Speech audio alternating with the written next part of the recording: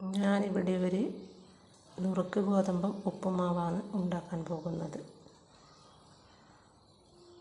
ഈ ഗോതമ്പ് നുറുക്ക് കഴുകി ഒരു പാത്രത്തിലിട്ട് ആവശ്യമായ വെള്ളവും വെച്ച് വിസിലിടാതെ വേവിക്കുക.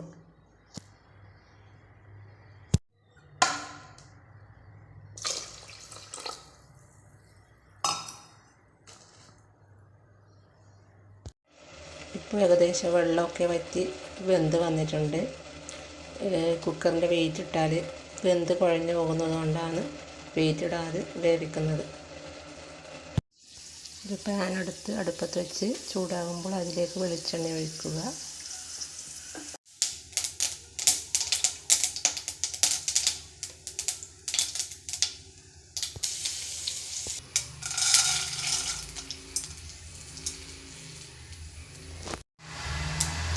കടുക് പൊട്ടിയതിന് ശേഷം കറിവേപ്പിലയും കുറച്ച് ഉഴുന്ന് പരിപ്പും ചേർക്കുക.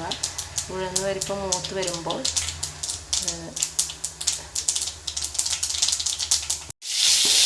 ചുവന്നുള്ളി ചേർത്ത് നന്നായി വഴറ്റുക. അതിനുശേഷം അരിഞ്ഞു വെച്ച ക്യാരറ്റ് ചേർത്ത് നന്നായി വഴറ്റുക. വഴഞ്ഞു വരുമ്പോഴേക്കും അതിലേക്ക് അരിഞ്ഞു വെച്ച ഇഞ്ചി പച്ചമുളക് ചേർത്ത് നന്നായി വഴറ്റുക.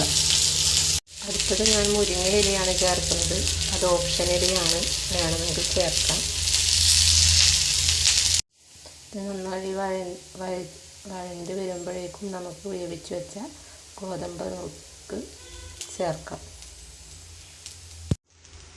വേവിച്ച ഗോതമ്പ് നുറുക്ക് അതിലേക്കിട്ട് നല്ലവണ്ണം ഇളക്കി യോജിപ്പിക്കുക. ആവശ്യത്തിന് കുറച്ച് ചിരകിയ തേങ്ങ കൂടി ചേർത്ത് നല്ലവണ്ണം മിക്സ് ചെയ്യുക.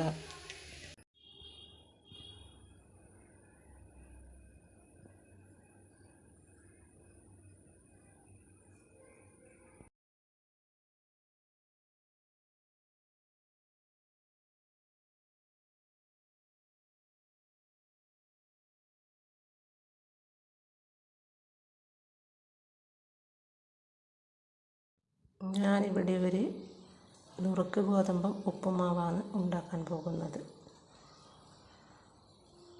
ഈ ഗോതമ്പ് നുറുക്ക് കഴുകി ഒരു പാത്രത്തിലിട്ട് ആവശ്യമായ വെള്ളവും വെച്ച് വിസിലിടാതെ വേവിക്കുക.